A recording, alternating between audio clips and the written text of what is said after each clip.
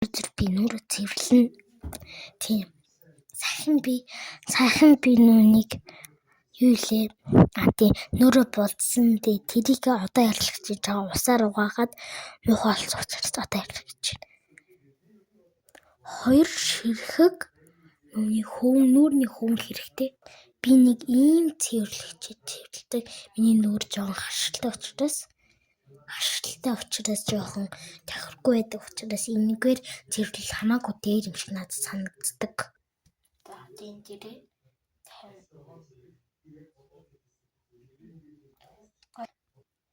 яха гэнүүрээр гэт миний нүур гоё болно. Нүрээ харчаад л гоё болно. Тийм. Өнөөдрийн бичлэгээд би зогсоолоод нэрийг хэлснээс өнөөдөр шинэ жилтэй учраас би нүрэ будсан.